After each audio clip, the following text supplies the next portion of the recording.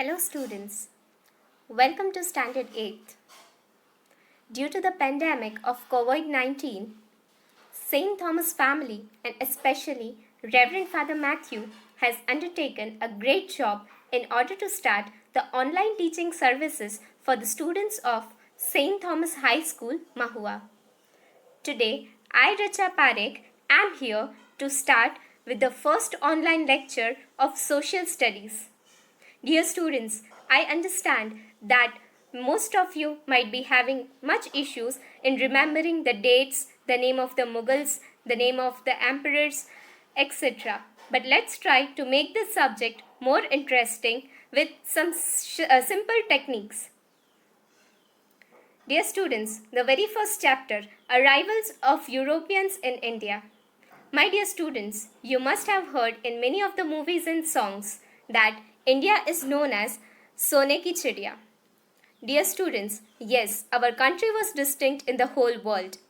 The people from various countries were being influenced by our culture and prosperity. Many people worldwide were eager to establish a trade relation with our country and earn the wealth out of it. Earlier, the merchants from various countries had tried to come to India and establish a trade relation through land route. But as the situation changed and the demand of the commodities such as silk, cotton clothes, muslin, black pepper and spices of India were in great demand in the European countries.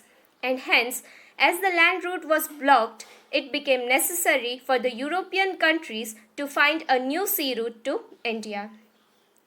Dear students, you must have heard the name of Christopher Columbus. Yes, Christopher Columbus was an Italian explorer and one of the brave soldiers who tried to venture a new sea route to India. He had a misconception that one can go to east via west direction.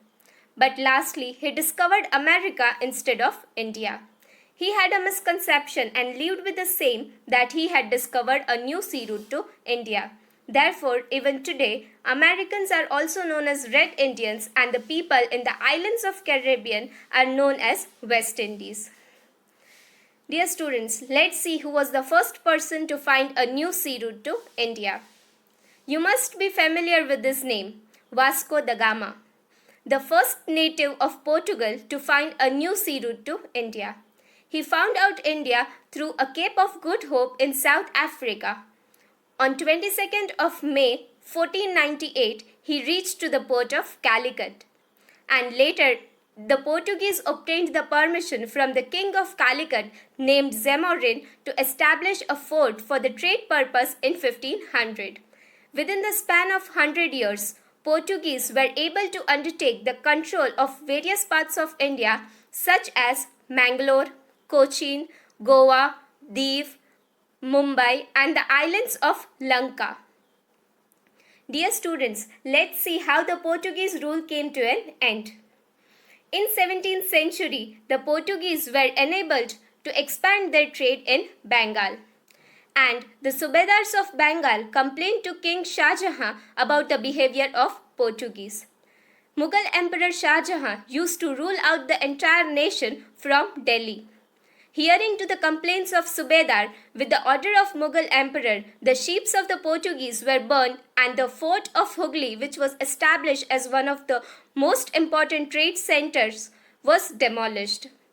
Hence, with the exception, Diu, Daman and Goa were still under the territories of the Portuguese rule and thus the rules from the other parts of the nation came to an end.